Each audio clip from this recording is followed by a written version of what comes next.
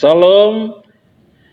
Majelis Jemaat mengucapkan selamat beribadah bagi Bapak, Ibu, Saudara, dan Saudari yang mengikuti ibadah secara virtual pada saat ini maupun Bapak, Ibu, Saudara, dan Saudari berada. Puji syukur kepada Tuhan karena kita dapat kembali untuk memuji dan menyembah Tuhan pada hari Minggu ini. Kita percaya bahwa Tuhan berkenan menyapa dan memberikan anugerah yang terbaik untuk seluruh umat-Nya. Bapak dan Ibu yang dikasihi Tuhan Yesus Kristus, berita jemaat untuk minggu hari ini, tanggal 13 Juni 2021, ibadah kita pada hari ini menggunakan liturgi model virtual yang akan dilayani oleh Ibu Pendeta Marsina Anisinta, Sarjana Teologi. Majelis Jemaat mengucapkan terima kasih kepada Ibu Pendeta Marsina Anisinta, Sarjana Teologi, serta penatua dan diakon yang mendampingi pada hari ini. Semoga Tuhan senantiasa memberkati pelayanan kita semua. Amin. Bapak Ibu yang dikasihi Tuhan Yesus Kristus, apabila kita ingin menyerahkan persembahan virtual atau persembahan ibadah virtual atau persembahan syukurnya dapat langsung dimasukkan ke dalam kotak persembahan yang disediakan di kantor Majelis Jemaat GKI Immanuel Kuala Pembuang, atau dapat juga langsung dikirimkan ke nomor rekening 301 0202 00991 6 atas nama Kas Jemaat GKI Immanuel Kuala Pembuang.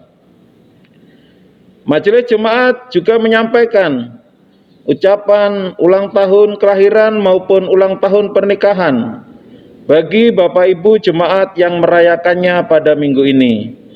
Kiranya Tuhan memberkati dan menolong Bapak, Ibu, dan saudara-saudari sekalian. Amin. Demikian berita jemaat yang kami sampaikan. Tetap sehat dan semangat. Jaga jarak. Jangan lupa selalu menggunakan masker ketika kita beraktivitas di luar rumah. Tuhan menolong dan menjaga kita semua. Amin.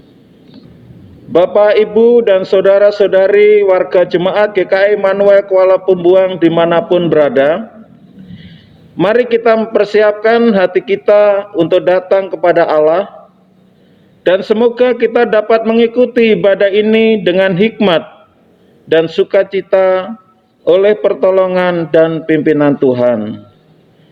Mari kita bangkit berdiri, kita memuji Tuhan. Dari Kidung Jemaat nomor 4, kita nyanyikan bait yang pertama, Hai Mari Sembah.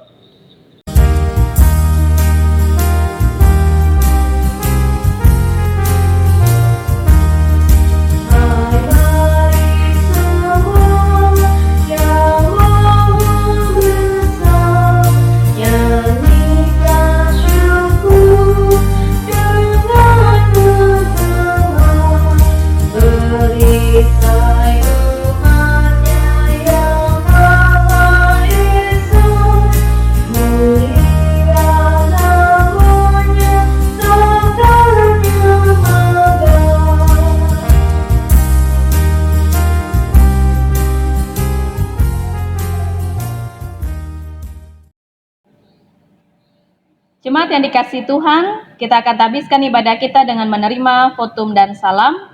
Pertolongan kita adalah dalam nama Tuhan yang menjadikan langit dan bumi, yang tetap setia untuk selama-lamanya dan yang tidak pernah meninggalkan perbuatan tangannya.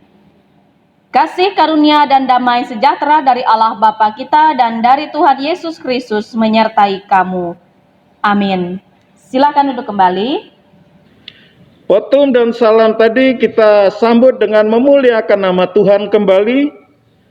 Kita menyanyi dari Kidung Jemaat nomor 246. Kita nyanyikan bait pertama dan bait yang ketiga. Ya Allah yang Maha Tinggi.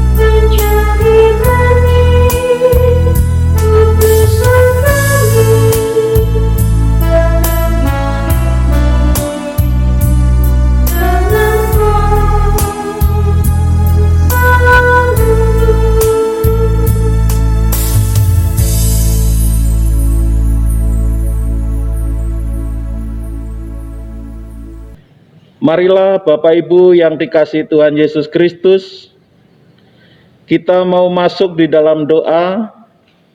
Mari kita siapkan hati kita berdoa. Terima kasih Bapa di surga, Bapa yang kami sembah di dalam nama Tuhan Yesus Kristus. Kami bersyukur Tuhan pada kesempatan hari ini Tuhan masih beri kami kekuatan. Tuhan masih beri kami kesehatan, bahkan Tuhan masih beri kami kesempatan untuk kami boleh datang memuji menyembah Engkau dalam ibadah minggu hari ini, walaupun hanya secara virtual. Tapi kami percaya akan kehadiran Tuhan. Tuhan selalu hadir dan Tuhan selalu memberkati kami. Bapa, di dalam nama Tuhan Yesus, kami juga mohon pengampunan-Mu Tuhan atas segala dosa dan kesalahan kami dalam kami menjalani hari-hari kehidupan kami. Kami menyadari kami sering meninggalkan Tuhan, melupakan Tuhan. Oleh sebab itu Bapa, dengan kerendahan hati kami datang kepadamu Tuhan. Kami mohon pengampunan-Mu, layakkanlah kami untuk kami memuji dan menyembah Engkau. Terlebih di dalam kami mendengarkan akan firman-Mu, biarlah firman yang Tuhan tabur atas kami boleh berakar, bertumbuh dan berbuah, dan tentunya buah-buah itu boleh menyukakan hati Tuhan. Terima kasih Tuhan. Inilah doa kami, ucapan syukur kami yang kami naikkan di dalam nama Tuhan Yesus Kristus, yang menjadi Tuhan dan Juru Selamat kami. Amin. Pada saat ini pembacaan firman Tuhan tertulis di dalam 1 Samuel pasal yang ke-8 ayat yang ke-4 sampai dengan ayat yang ke-11. dengan perikop orang Israel menghendaki seorang raja. Demikianlah firman Tuhan. Sebab itu berkumpullah semua tua-tua Israel. Mereka datang kepada Samuel di Rama dan berkata kepadanya, "Engkau sudah tua dan anak-anakmu tidak hidup seperti engkau. Maka angkatlah sekarang seorang raja atas kami untuk memerintah kami seperti pada segala bangsa-bangsa lain." Pada waktu mereka berkata, "Berikanlah kepada kami seorang raja untuk memerintah kami," perkataan itu mengesalkan Samuel. Maka berdoalah Samuel kepada Tuhan. Tuhan berfirman kepada Samuel, "Dengarkanlah perkataan bangsa itu dalam segala hal yang dikatakan mereka kepadamu. Sebab bukan engkau yang mereka tolak, tetapi akulah yang mereka tolak. Supaya jangan aku menjadi raja atas mereka, tetapi seperti yang dilakukan mereka kepadaku sejak hari aku menuntun mereka keluar dari Mesir sampai hari ini, yakni meninggalkan daku dan beribadah kepada Allah lain. Demikianlah juga dilakukannya mereka kepadamu. Oleh sebab itu, dengarkanlah permintaan mereka, hanya peringatkanlah mereka dengan sungguh-sungguh, dan beritahukanlah kepada mereka apa yang terjadi, apa yang menjadi hak raja yang akan memerintah mereka." Dan Samuel menyampaikan segala firman Tuhan kepada bangsa itu yang meminta seorang raja kepadanya. Katanya, "Inilah yang menjadi hak raja yang akan memerintah kamu itu. Anak-anakmu laki-laki akan diambilnya dan dipekerjakannya pada keretanya dan pada kudanya, dan mereka akan berlari di depan keretanya." Amin. Hendaklah perkataan Kristus diam dalam segala kekayaannya di antara kamu. Amin. Bapak Ibu yang dikasihi Tuhan Yesus Kristus, kembali kita akan menyembah Tuhan. Kita mau memuliakan nama Tuhan, karena hanya Tuhan Yesuslah yang layak kita puji dan kita sembah. Kita menyanyi dari Kidung Jemaat nomor 57. Kita nyanyikan bait pertama dan bait yang ketiga. Yesus lihat umatmu.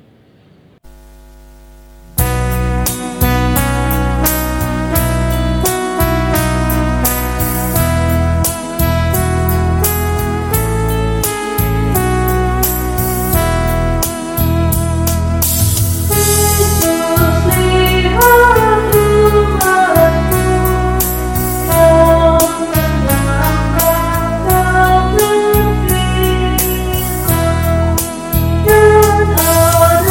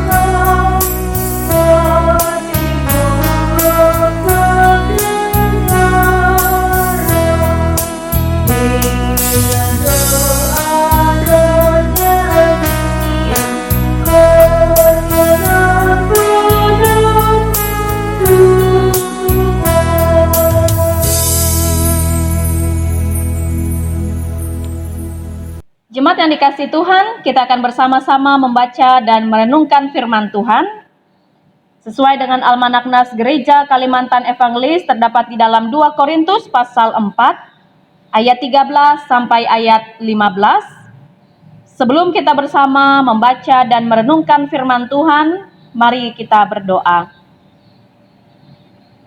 Ya Allah, sumber kekuatan di dalam kehidupan kami.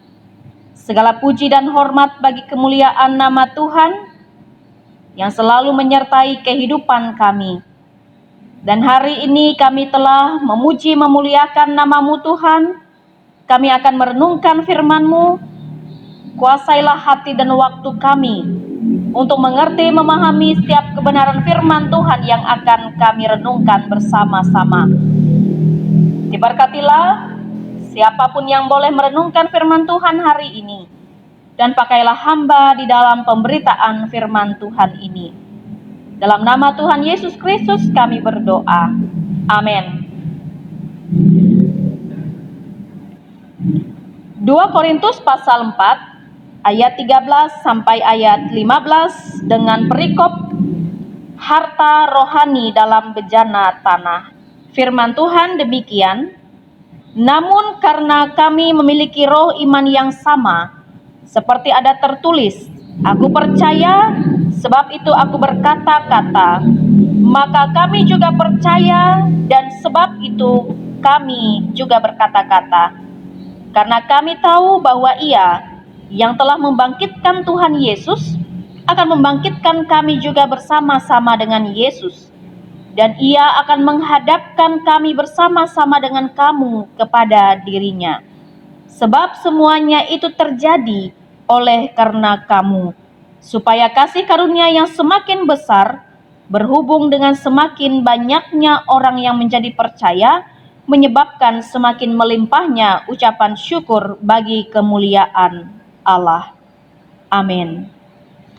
Ibu Bapak, saudara jemaat yang dikasihi Tuhan, dimanapun Bapak Ibu Saudara berada saat ini, selamat hari Minggu, Shalom, salam dalam kasih Tuhan.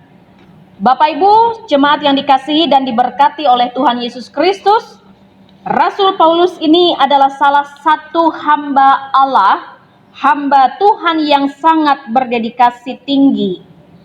Dan ia punya integritas yang tinggi.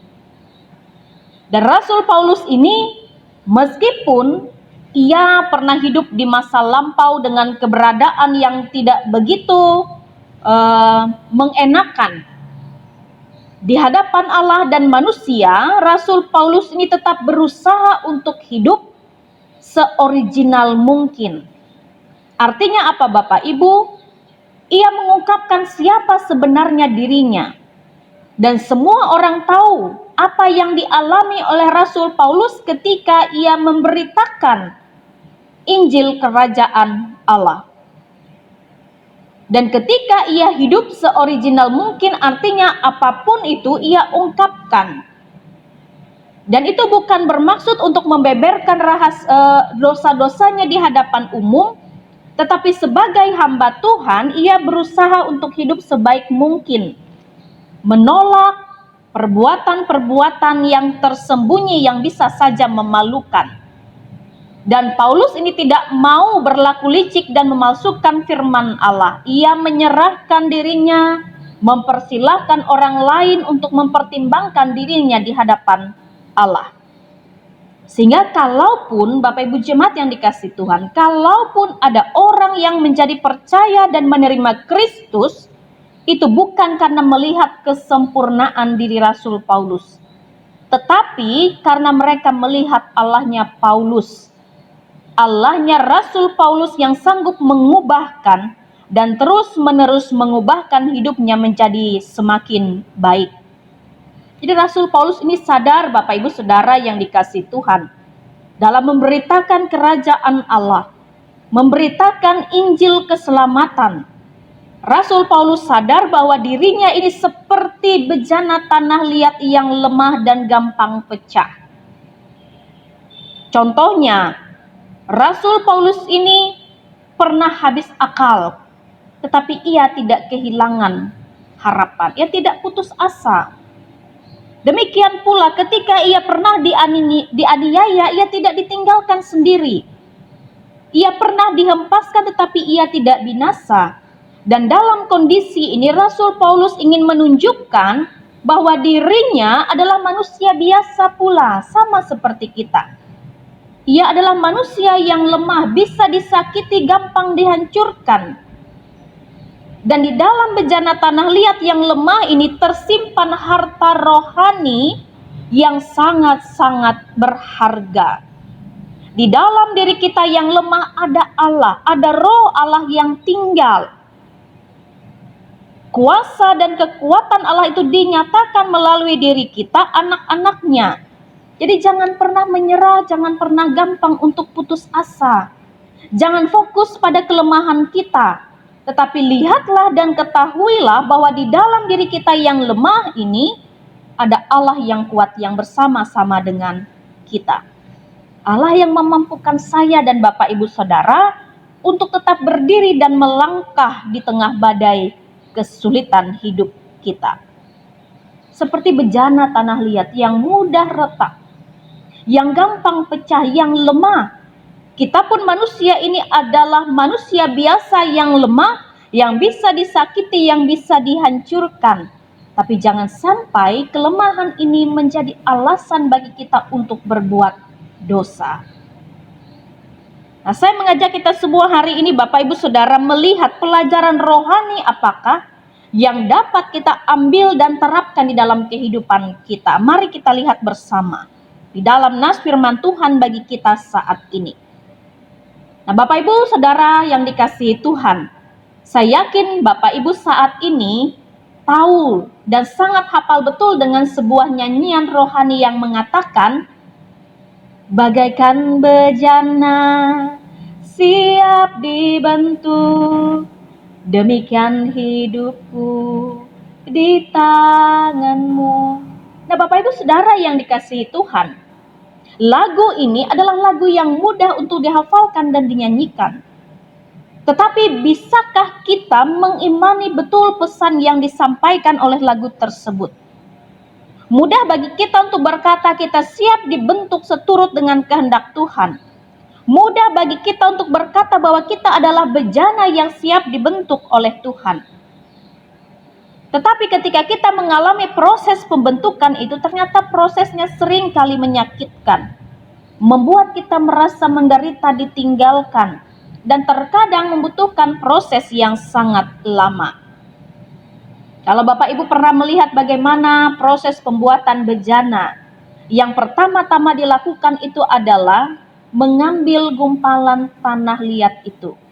Kemudian memisahkannya, membersihkannya dari batu-batu, kerikil, dan kotoran-kotoran yang lainnya. Tanah liat itu kemudian direndam dengan air supaya bisa lebih lembek dan bisa dibentuk. Barulah kemudian ditaruh di atas meja putar supaya bisa diproses, dibentuk sesuai dengan kehendak yang empunya. Dan itu semua melewati proses.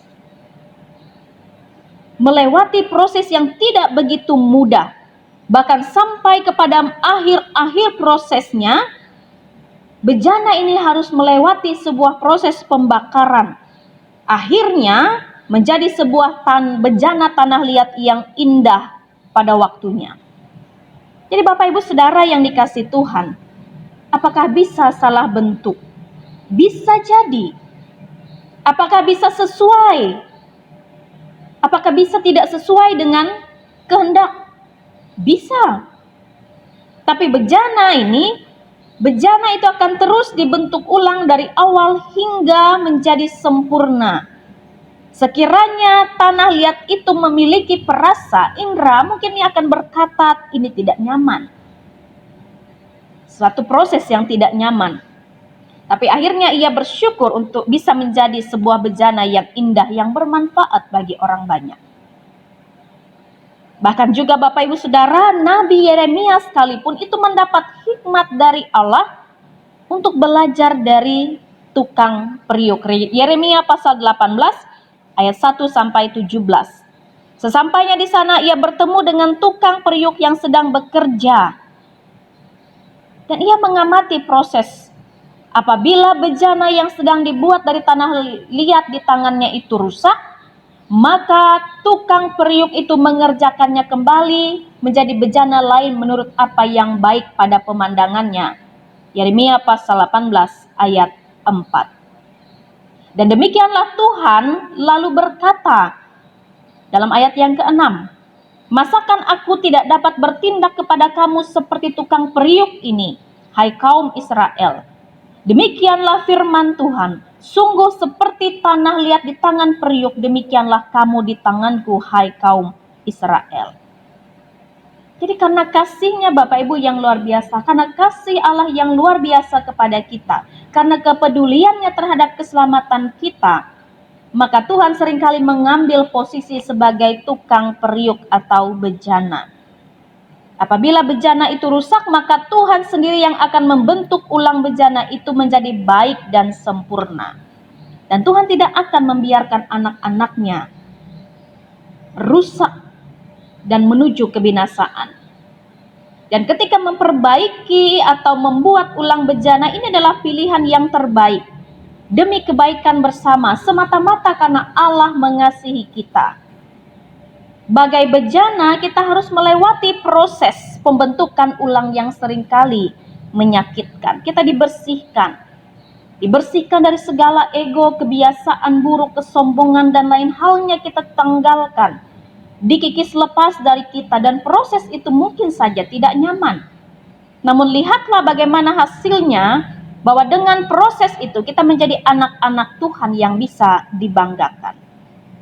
Kemudian kita dipakai Tuhan untuk melakukan pekerjaan-pekerjaannya di dunia. Nah, Ibu Bapak Saudara yang dikasihi Tuhan, apa yang dirancang Tuhan bagi hidup kita itu adalah sebuah master plan, sebuah rencana besar yang sempurna bagi setiap kita. Sesakit apapun itu prosesnya, ingatlah bahwa semua itu bertujuan untuk mendatangkan kebaikan bagi kita. Rasul Paulus mengingatkan dalam Roma pasal 9 ayat 20 sampai 23, siapakah kamu hai manusia, maka kamu membantah Allah? Dapatkah yang dibentuk berkata kepada yang membentuknya, mengapa engkau membentuk aku demikian? Apakah tukang periuk tidak mempunyai hak atas tanah liatnya untuk membuat dari gumpal yang sama suatu benda untuk dipakai guna tujuan yang mulia, dan suatu benda lain yang dipakai guna tujuan yang biasa? Jadi kalau yang untuk menunjukkan murkanya dan menyatakan kuasanya, Allah menaruh kesabaran yang besar terhadap benda-benda kemurkaannya yang telah disiapkan untuk kebinasaan. Justru untuk menyatakan kekayaan kemuliaannya atas benda-benda belas kasihannya yang telah dipersiapkan untuk kemuliaannya. Jadi Tuhan ini punya hak sepenuhnya atas kita ciptaannya. Dan hukuman-hukuman yang bisa dialami oleh manusia tidak lain adalah sebagai sebuah proses. Sebuah proses pembentukan ulang bejana dari yang rusak itu menjadi sempurna. Dan itu semata-mata karena Tuhan mengasihi kita dan mempersiapkan kita menjadi layak menerima kemuliaan bersamanya. Dan setelah kita menjadi sebuah bejana yang indah, Tuhan pun akan mempersiapkan kita untuk melakukan pekerjaan-pekerjaan yang mulia. 2 Timotius pasal 2 ayat 21. Jika seseorang menyucikan dirinya dari hal-hal yang jahat, ia akan menjadi perabot rumah untuk maksud yang mulia. Ia dikuduskan, dipandang layak untuk dipakai tuannya, dan disediakan untuk setiap pekerjaan yang mulia. Dan kita tidak akan mampu melakukan itu jikalau masih berupa bejana yang rusak. Jadi bersyukurlah kita Bapak Ibu Saudara, kita ini adalah bejana tanah yang dipakai oleh Tuhan, yang mau dipakai oleh Tuhan untuk melakukan pekerjaan-pekerjaan yang baik dan mulia. Maka jadilah seperti nyanyian itu tadi, kita siap dibentuk bagaimanapun prosesnya, supaya kemuliaan Tuhan itu nampak dalam hidup kita. Proses pembentukan bejana itu mungkin menyakitkan, tapi menghasilkan bentuk yang indah yang berguna bagi orang lain. Semoga Tuhan memberkati kita, menjadikan kita sebagai pribadi yang siap dibentuk oleh Tuhan, siap untuk diperbaharui senantiasa. Tuhan memberkati. Amin. Jemaat yang dikasihi Tuhan, kita bersama-sama menaikkan doa syafaat kita yang nanti akan kita akhiri dengan doa Bapa kami. Kita berdoa. Segala puji dan hormat hanya bagi kemuliaan nama Tuhan. Saat ini kami tidak henti-hentinya bersyukur atas kebaikan Tuhan. Tuhan telah mengasihi kehidupan kami, mencintai kami, menjaga dan memelihara kehidupan kami. Dan di setiap perjalanan hidup kami, baik suka dan duka, Tuhan selalu ada. Dan saat ini Tuhan, di dalam segala ketulusan dan kerendahan hati, kami satu dalam iman, percaya dan berdoa, menaikkan syafaat kami Tuhan, bersyukur untuk firman yang sudah kami dengar bersama. Kiranya firman-Mu menjadi kekuatan dan pengingat bagi kami, supaya terus mau dibaharui oleh Tuhan, menjadi bejana yang sempurna, yang siap untuk dipakai oleh setiap orang untuk kepujian nama Tuhan. Terima kasih Bapa di sorga, untuk perhimpunan kami pada saat ini, dimanapun Bapak Ibu jemaat Tuhan boleh mengikuti ibadah virtual saat ini. Tuhanlah yang berkenan memberkati setiap kami. Dan saat ini Tuhan, kami bersama-sama menaikkan syafaat kami. Kami berdoa bagi gereja-gereja Tuhan. Teristimewa Gereja Kalimantan Evangelis yang telah Tuhan berkati sampai hari ini dengan seluruh keberadaannya. Terima kasih Bapa di sorga, dalam setiap pelayanan yang dilakukan gereja-gereja Tuhan, kami percaya Tuhan turut campur tangan di dalamnya. Tuhan kiranya memberkati gereja-gereja Tuhan agar terus dipakai semakin hebat dan luar biasa untuk memuliakan nama Tuhan, melewati tugas pelayanan persekutuan, pelayanan, dan bahkan kesaksian dimanapun kami berada. Bahkan Gereja Kalimantan Evangelis teristimewa Gereja GKI Immanuel Kuala Pembuang, di mana pada tanggal 11 Juni tahun 2021, gereja Tuhan di tempat ini boleh mengingat bahwa gereja ini hadir di tengah-tengah kota ini dengan ketulusan dan keberadaannya, dengan segala kekurangan dan keterbatasannya. Gereja ini telah hadir menjadi tempat untuk bersama-sama memuliakan nama Tuhan. Gereja yang boleh ada, yang tetap dan terus dipakai oleh Tuhan, menjadi wadah untuk bersama melayani Tuhan. Di mana 21 tahun ini, gereja ini boleh berdiri, gedung gereja ini diberkati dan dipakai oleh Tuhan dan jemaatnya untuk bersama-sama membina iman, bahkan menguatkan satu dengan yang lain dalam persekutuan. Tuhan, kami percaya bahwa dalam prosesnya sampai hari ini, semua hanya karena berkat pertolongan Tuhan. Dan ketika gereja ini terus dipakai oleh Tuhan untuk memberitakan kabar baik, maka terus mampukanlah siapapun yang melayani di dalamnya, baik pendeta, penatua, diakon, vikaris, dan siapapun yang melayani Tuhan, guru sekolah minggu yang melayani dengan ketulusan hati. Tuhan berkatilah tiap pelayanan yang kami lakukan, agar betul-betul nama Tuhan yang dipuji dan dimuliakan di sepanjang kehidupan kami. Berkatilah Tuhan gereja ini, bahkan juga siapapun yang dari zaman dulu kala sampai hari ini terus berjuang demi kemajuan pelayanan di Gereja GKI Immanuel Kuala Pembuang ini. Tuhanlah yang memberkati dan memelihara, sebab kami percaya Tuhan, di dalam Tuhan tidak ada jerih payah yang sia-sia. Bahkan Tuhan pakai terus gereja kami di tempat ini menjadi kesaksian yang hidup, yang boleh memberkati jemaat-Mu, bahkan pula menjadi tempat bagi kami bersama untuk mengagungkan nama Tuhan.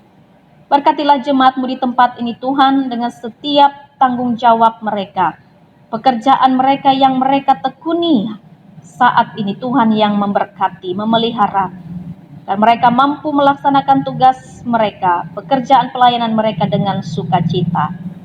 Demikian pula Tuhan, berkatilah jemaat-Mu yang dalam keadaan sakit, mereka yang terbaring lemah karena keadaan sakit yang dialami. Tuhan, kuatkanlah iman percaya dan harap mereka. Tuhan, pulihkan keadaan mereka. Bagi mereka yang berbeban berat, Tuhan berikan jalan keluar dan kekuatan. Bagi mereka yang jauh daripada Tuhan, Tuhan ketuk pintu hati mereka. Bagi mereka yang berduka, Tuhan hiburkan dan kuatkan. Dan bagi jemaat Tuhan yang bertambah usia sepanjang minggu ini, baik usia kelahiran maupun usia pernikahan, Tuhan juga menyertai hidup mereka dan memampukan mereka untuk bersyukur senantiasa atas hari hidup yang Tuhan anugerahkan. Berkati juga pemerintah kami, bangsa negara kami.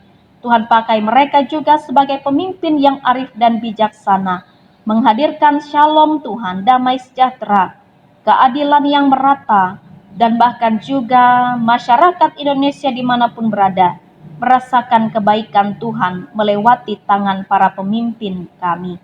Demikian juga Tuhan, setiap persoalan pergumulan yang dihadapi bangsa negara ini, kami serahkan hanya ke dalam tangan Tuhan. Tuhan akan terus pakai para pemimpin kami dengan hikmat, menjadi pemimpin yang betul-betul mengayomi masyarakat. Tuhan berkatilah, agar bangsa negara ini mampu melewati setiap persoalan pergumulan yang ada hari-hari ini. Tuhan, kami serahkan pula seluruh kehidupan kami, keberadaan kami kini dan seterusnya hanya ke dalam tangan Tuhan. Inilah doa kami Bapa yang kami serahkan, di dalam nama Tuhan Yesus Kristus yang mengajarkan berdoa demikian. Bapa kami yang ada di sorga, dikuduskanlah namamu. Datanglah kerajaan-Mu, jadilah kehendak-Mu di bumi seperti di sorga. Berikanlah kami pada hari ini makan kami yang secukupnya, dan ampunilah kami akan kesalahan kami, seperti kami juga mengampuni orang yang bersalah kepada kami. Dan janganlah membawa kami ke dalam pencobaan, tetapi lepaskanlah kami daripada yang jahat. Karena Engkaulah yang punya kerajaan dan kuasa dan kemuliaan sampai selama-lamanya. Amin. Bapak dan Ibu yang dikasihi Tuhan Yesus Kristus, saatnya kita akan memberikan persembahan kita kepada Tuhan. Dengarkanlah akan pengantar persembahan yang tertulis di dalam Lukas pasal 6 ayat yang ke-38. Berilah dan kamu akan diberi, suatu takaran yang baik, yang dipadatkan, yang diguncang dan yang tumpah keluar akan dicurahkan ke dalam ribaanmu. Sebab ukuran yang kamu pakai untuk mengukur akan diukur kepadamu.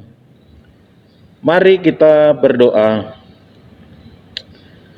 Ya Bapa, terima kasih atas berkat-Mu melalui pekerjaan, usaha dan pelayanan kami. Dengan sukacita kami memberikan persembahan sebagai ungkapan syukur dan terima kasih kami atas berkat-Mu. Bersamanya kami menyerahkan hidup dan pelayanan kami untuk menjadi persembahan yang berbau harum di hadapan-Mu. Kiranya persembahan ini dapat digunakan untuk memberitakan Injil-Mu dan menopang pelayanan gereja-Mu. Anugerahkanlah selalu kasih dan berkat kepada umat-Mu yang dengan sukacita memberikan hidupnya bagi-Mu. Amin. Marilah kita memberi persembahan kita dengan keyakinan bahwa Allah akan melipat kali gandakan sukacita dan berkat-Nya kepada kita.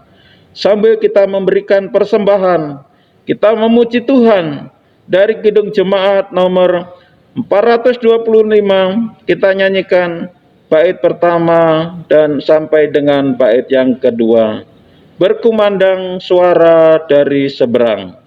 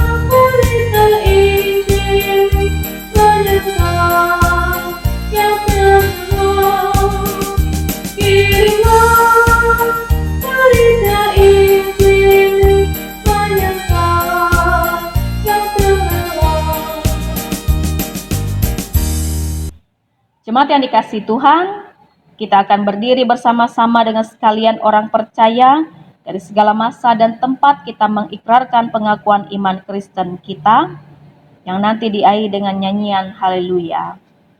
Aku percaya kepada Allah Bapa yang Maha Kuasa, Khalik langit dan bumi, dan kepada Yesus Kristus, anaknya yang tunggal Tuhan kita, yang dikandung daripada Roh Kudus, lahir dari anak darah Maria, yang menderita di bawah pemerintahan Pontius Pilatus, disalibkan, mati dan dikuburkan, turun ke dalam kerajaan maut. Pada hari yang ketiga bangkit pula dari antara orang mati, naik ke sorga, duduk di sebelah kanan Allah Bapa yang Maha Kuasa, dan akan datang dari sana untuk menghakimi orang yang hidup dan yang mati. Aku percaya kepada Roh Kudus, gereja yang kudus dan am, persekutuan orang kudus, pengampunan dosa, kebangkitan daging, dan hidup yang kekal.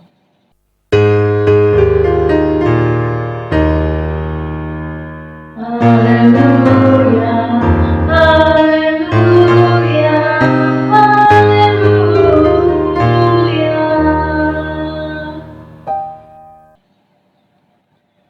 Jemaat yang dikasihi Tuhan, kita mengakhiri ibadah kita dengan menerima berkat Tuhan. Tuhan memberkati engkau dan melindungi engkau. Tuhan menyinari engkau dengan wajah-Nya dan memberi engkau kasih karunia. Tuhan menghadapkan wajah-Nya kepadamu dan memberi engkau damai sejahtera.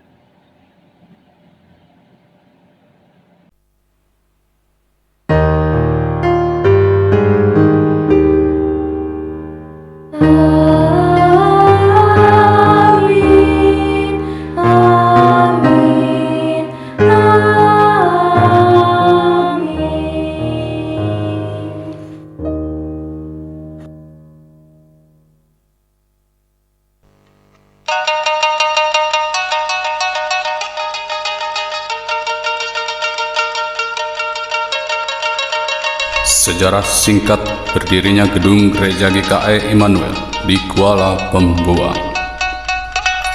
Pada awal tahun 1974 di Kuala Pembuang, sudah ada kelompok umat Kristen yang terdiri dari para pegawai negeri dan staf pengajar SMP yang dikoordinasi oleh Bapak Yesenan yang merupakan salah seorang pegawai pada kantor persiapan Kabupaten Seruyan, dan untuk kebaktian pada hari Minggu dilaksanakan di rumah Bapak Yesenan. Pada bulan Maret dan Mei 1974, secara berangsur-angsur berdatangan pegawai negeri yang baru, antara lain Bapak Jurin Umutar, Bapak Theo Handuran, Bapak Astro Edison Sakan, dan Bapak Jayusman. Sehingga orang yang beragama Kristen di Kuala Pembuang makin bertambah. Dalam perkembangan selanjutnya, yaitu pada tahun 1977, datang lagi para pegawai baru, antara lain Bapak Darwin Monepa, Bapak Diman, dan Bapak Ali Menopo. Dan 2 tahun kemudian datang lagi Bapak Sabrin Nanyan dan Bapak Yohanes Rubai. Di rumah Bapak Yohanes Rubai inilah orang-orang Kristen yang berada di Kuala Pembuang ini baru mendapat menjalankan ibadah secara tetap.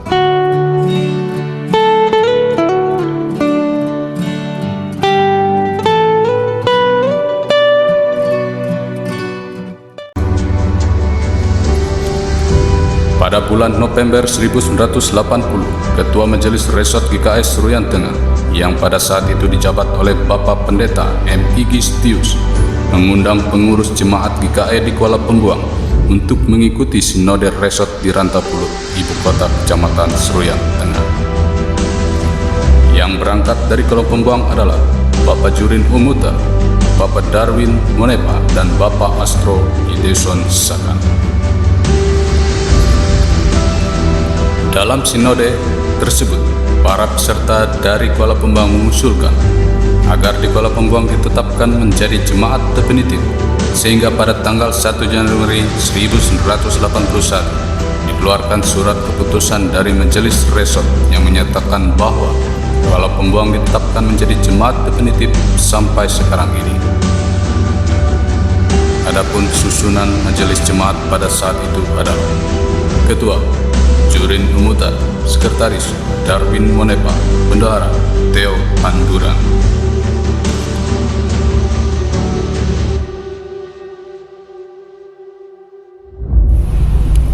Pada tahun 1983, Majelis Jemaat GKI Kuala Pembuang mengajukan usulan kepada Camat Seruyan Hilir, yaitu Bapak Imran Maskur BA, untuk mendirikan balai jemaat tempat beribadah, namun tidak mendapatkan izin dengan alasan tidak ada rekomendasi dari kantor Departemen Agama setempat atau KUA Kecamatan. Untuk mendapatkan surat rekomendasi dari KUA Kecamatan, pihak Majelis Jemaat yaitu Bapak Jurin Umutar dan Bapak Edison Sohombing yang selaku anggota polisi menghadap Kepala KUA Kecamatan Seruyan Hilir, Bapak Ali Badrun. Namun menurut beliau, pihaknya tidak berani untuk memberikan surat rekomendasi tersebut karena belum ada petunjuk dari KUA tingkat 2 atau kabupaten. Akhirnya, pihak Majelis Jemaat bersama Ketua Panitia Pembangunan Gereja, Bapak Peki Surentu, meminta saran dari Bapak Ikal S. Ayong selaku pembantu Bupati Kotim, wilayah Seruyan, dan menurut beliau, dirikan saja gereja, tidak perlu izin. Dengan dasar itulah, maka pada tahun 1986, panitia mulai membangun gedung gereja dengan ukuran 5,5 meter kali 16 meter di atas tanah berukuran 25 meter kali 10 meter. Peletakan tongkat pertama pembangunan gedung gereja pada hari Minggu, tanggal 14 Desember 1986 dilakukan oleh Bapak Pendeta M. Igistius selaku Ketua Majelis Resort GKI Seruyan Tengah. Dan gedung gereja tersebut mulai digunakan pada tanggal 31 Mei 1987 dalam ibadah minggu yang dipimpin oleh Penetua Dimas J. Patewa dengan nas renungan dari Ratapan 3 ayat 22, yaitu tak berkesudahan kasih setia Tuhan, tak habis-habisnya rahmat-Nya. Tenaga pelayan dari mahasiswa STT GKI Banjarmasin yang ditugaskan melayani jemaat GKI Kuala Pembuang, baik mahasiswa praktek maupun bikaris sebanyak 7 orang, yaitu Bikaris Badriansa, Yan Mamuaya, Gerson Effendi, Bikaris Marsanti Posi, Bikaris Lampang Tetunda Estia, Bikaris Tua Kutu Uni, dan Bikaris Jurawesli Simamora STH. Sehubungan dengan perubahan dan perkembangan jemaat yang makin bertambah dan sejalan dengan lajunya perkembangan ekonomi dan pembangunan, maka pengurus Majelis Jemaat yang baru yang diketuai oleh Bapak Jabiden Nadeam memandang perlu untuk membentuk panitia pembangunan gereja yang permanen untuk mengganti gedung gereja lama yang sudah mulai rusak dan tidak bisa menampung lagi anggota jemaat yang akan mengikuti ibadah minggu. Keinginan tersebut dituangkan dalam surat keputusan nomor 207/MJ _GKE_KP _SH_04/98 tertanggal 10 April 1998 dengan susunan personalia sebagai berikut. Ketua PM Napi Tupulu, Sekretaris Palitan Labora SE, Bendahara Guntur Siagian, dan dilengkapi oleh seksi usaha dana, perlengkapan, pelaksana pembangunan, dan pengawas pembangunan atau konsultan. Panitia pembangunan gedung gereja inilah yang membangun gedung gereja ini dengan nama Immanuel.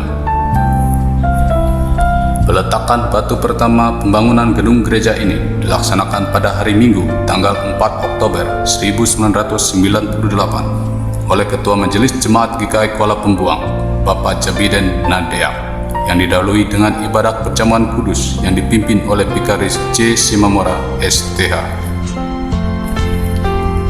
Setelah lebih kurang 2 tahun dibangun, gedung gereja kemudian ditabiskan pada hari Minggu tanggal 11 Juni tahun 2000 oleh Bapak Pendeta Jaya Migang selaku Wakil Ketua Umum Majelis Sinode GKI dari Majelis Sinode GKI Banjarmasin.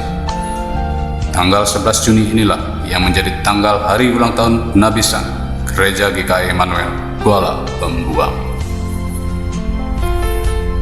Sebagai ungkapan syukur ulang tahun penabisan Gereja GKI Immanuel Kuala Pembuang, maka setiap tahun dirayakan oleh segenap warga jemaat GKI Immanuel Kuala Pembuang dengan suatu perayaan khusus yang diisi dengan perlombaan, ibadah syukur, dan berbagai bentuk ungkapan syukur lainnya yang bertujuan untuk memperingati, merayakan, dan mengakrabkan kehidupan persekutuan jemaat di GKI Immanuel Kuala.